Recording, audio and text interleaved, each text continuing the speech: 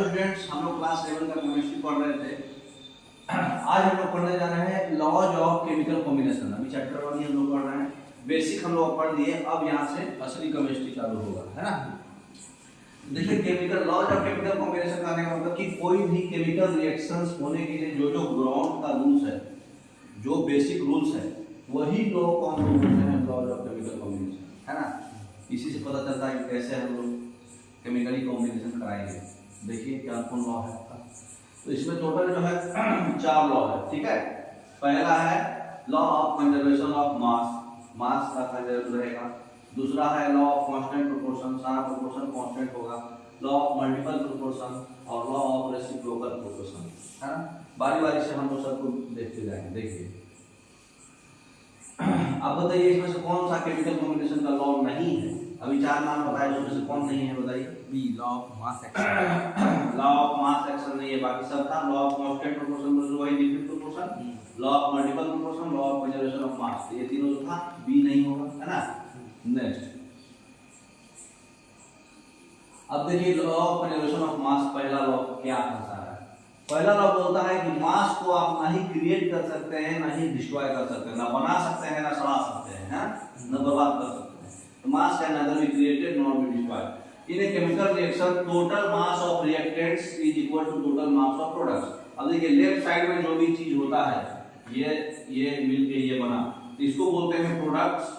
और ये left side में जो भी चीज है, इसको क्या बोलते हैं, रिएक्टेंट्स। तो रिएक्टेंट्स में टोटल मास जितना भी आएगा वो टोटल प्रोडक्ट के बराबर में मास आना चाहिए, क्योंकि वो आप क्रिएट नहीं कर सकते, डिस्ट्रॉय नहीं कर सकते, तो बैलेंस रहना। तो देखिए नाइट्रोजन का एटॉमिक मास होता है 14, 2 है तो 28 हो गया। और हाइड्रोजन का होता है 1, 2 है तो 2 होता है, ठीक है। तो 3 दूनी 6 हो जाएगा, 6 ग्राम हो गया।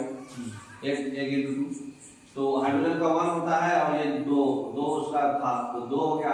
ऐसा 3 है तो 3 दूनी 6 हो गया। 28 और 6 34 है। अब यहाँ जोड़िए, नाइट्रोजन का कितना 14, हाइड्रोजन का 3, 1 दूना 1 दिया, तो 14 और 3 17, 17 को 2 से गुना करेंगे 34। तो मास जो है हमेशा बराबर होगा रिएक्टेंट्स का और प्रोडक्ट्स का। Next, law of conservation of मास जो है कौन दिए थे, एंटोनियो लवोइजियर दिए थे। यही फादर है केमिस्ट्री के, है ना। केमिस्ट्री के फादर कौन है, एंटोनियो लवोइजियर, जो 1789 में दिए थे। ये भी क्वेश्चन आता है। नेक्स्ट, तो एग्जांपल दिया गया है। In a reaction, 4.6 gram barium chloride reacted with 3.4 gram sodium sulfate. Products were 2.8 gram NaCl and 5.2 gram BaSO4. So the above observation is in agreement with law of conservation of mass. बताइए कि ये चीज जो है law of conservation of mass से मतलब agreement में है, ठीक है। देखिए, तो बताइए BaCl2 Na2SO4 बना रहा है आपका क्या, NaCl और BaSO4।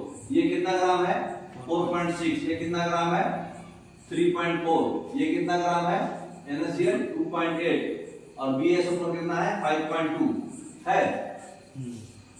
तो यहाँ पे बताइए ये जोड़ के कितना आ रहा, 8 आ रहा। ये जोड़ के कितना आएगा 8, तो है ना। रिएक्टेंट्स और प्रोडक्ट्स दोनों का सम बराबर आ रहा है कि नहीं, तो फिर ये कंजर्वेशन ऑफ मास है। तो in which of the following cases law of conservation of mass is not valid, किस केस में वैलिड नहीं होगा। Chemical reaction, nuclear bomb, both and B, none of them, कभी भी मास जो है कंजर्व ही रहता है ना।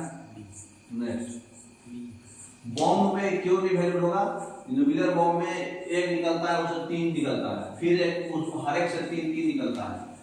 तो वो मतलब उसमें क्या है, न्यूट्रॉन हमेशा रिलीज हो रहा है।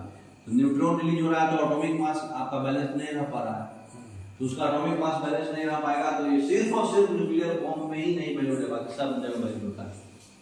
हाँ, ठीक है। केमिकल रिएक्शन में तो अभी पढ़ेगा तो वैल्यू होगा ही। नेक्स्ट,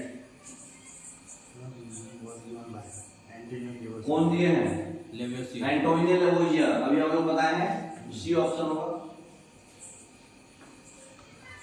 अब दूसरा है लॉ ऑफ कांस्टेंट प्रोपोर्शन, ठीक है।